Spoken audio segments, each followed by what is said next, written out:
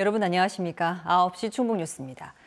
시각장애인을 위한 오디오북은 적지 않은 자원봉사자들의 참여로 제작됩니다. 이 오디오북을 기다리는 이들은 많지만 한 해 제작되는 오디오북은 그리 많지 않은 실정인데요. 왜 그런지 조진영 기자가 취재했습니다. 청주에 사는 장순영 씨는 매주 한 번 사회복지센터를 찾습니다. 시각장애인을 위한 녹음도서 오디오북을 제작하기 위해서입니다. 하지만 장 씨처럼 봉사에 참여하는 이들은 최근 들어 크게 줄고 있습니다. 꼬박 6개월이나 걸리는 오디오북 제작 작업이 결코 쉽지 않기 때문입니다. 중간에 개인 사정으로 그만두면 오디오북 제작도 다시 원점으로 돌아가야 합니다. 운전하면서 라디오를 들으면 한혜진 씨가 그 외에 목소리 기부 나눔하자고 이렇게 가끔 광고를 해요. 그러면은 그것도 괜찮은데 하는 생각을 늘 했었는데 용기 내기가 조금 어려웠죠. 봉사자들이 줄어드는 데는 열악한 시설도 한몫했습니다. 먼 길을 달려왔는데 정작 기계 고장으로 녹음하지 못하는 날도 많았습니다.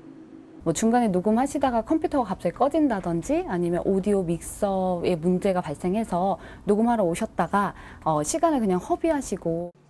사정이 이렇다 보니 이 도서관에서 제작되는 오디오북은 한 해 평균 60권 수준. 개관한 지 20년이 넘었지만 자체 제작한 오디오북은 500권도 되지 않습니다. 당장 한 권을 기다리는 시각장애인들의 아쉬움과 절실함은 커져만 갑니다.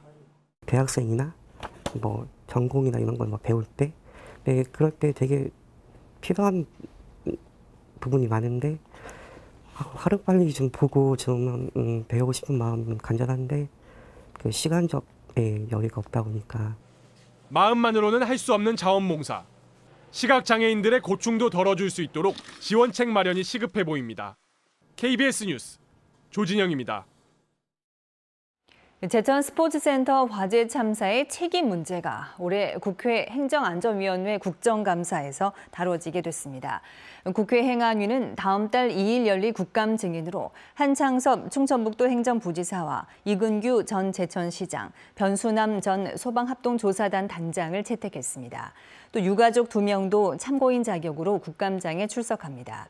충청북도와 유가족 측은 화재 참사 발생 이후 75억 원 규모의 위로금 지급 문제를 협상해 왔지만 유가족 측이 화재 참사에 대한 도지사의 책임 인정을 요구하며 협상은 평행선을 달리고 있습니다.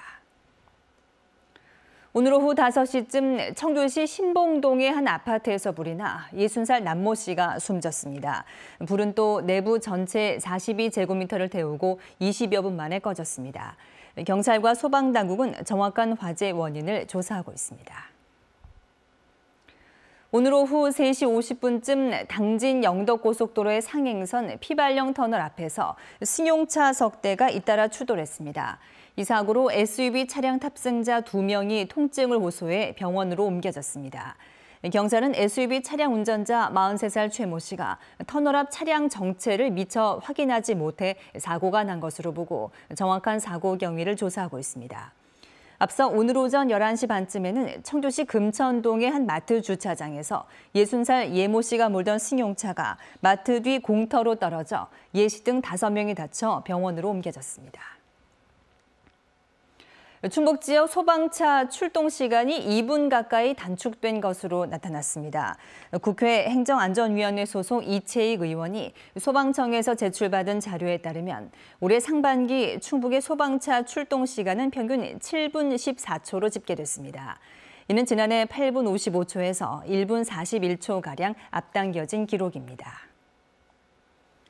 보은의 무인기 전용 비행시험장이 시범 운영을 시작했습니다. 국토교통부는 최근 보은과 강원 고성 영월에 드론 연구 개발과 시험 검증을 종합적으로 지원하는 드론 전용 비행시험장 조성을 마무리하고 시범 운영에 들어갔다고 밝혔습니다. 지금까지 충북뉴스였습니다. 고맙습니다.